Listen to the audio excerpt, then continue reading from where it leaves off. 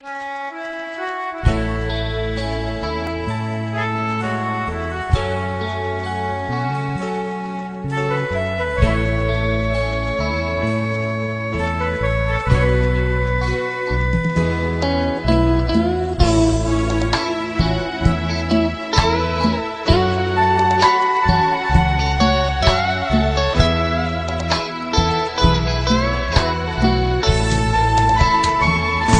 ดถึงเจ้า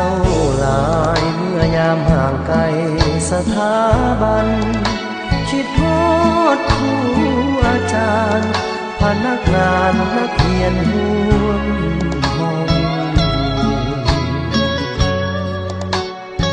ภาพแห่งความหลังยังฝังแน่นอยู่ในสมองวิทยาลัยกฎหมายปกครองเป็นแห่งห้องห้ำเฮียนศึกษากฎหมายวิชาจรรยธรรมลงสู่ปวงชนค้นคว้า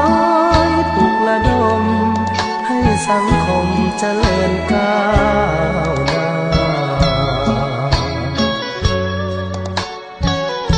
ประกอบอาวุธบริสุทธิ์ทางด้านปัญญาเป็นพลเมืองที่มีคุณค่าพัฒนาสร้างสรรค์ถิ่นค่าวิทยาลัยกฎหมายภาคเหนือแห่งนั้นเป็นสถาบันหลายคนได้ผ่านห้ำเฮียนฝึกฝนสร้างตนเข้มแข็งทุกด้านเป็นพนักงานลงสารต่อก่อสร้างหักทาง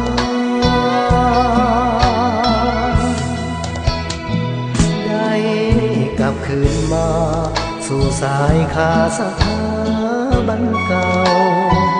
บ่มีแนวสิเว้ามันอาถรรพ์หัวใจตื่นตัน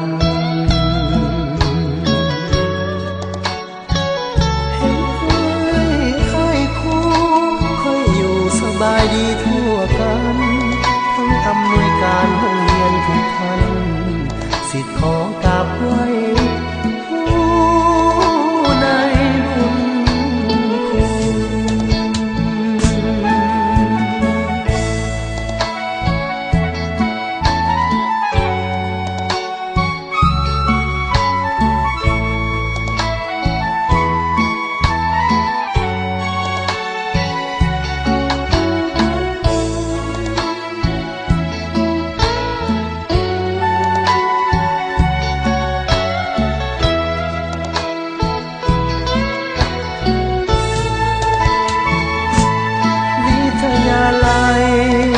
กฎหมายภาคเหนือแห่งนั้นเป็นสถาบันหลายคนได้ผ่านห้ำเฮียนฝึกฝนสร้างตนเข้มแข็งทุกด้าน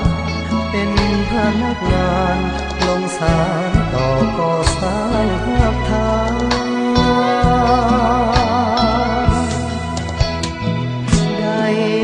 กลับคืนมาสู่สายขาสถาบันเก่าบ่มีแนวสิเว้ามันอาถรรพ์หัวใจตื่นตัน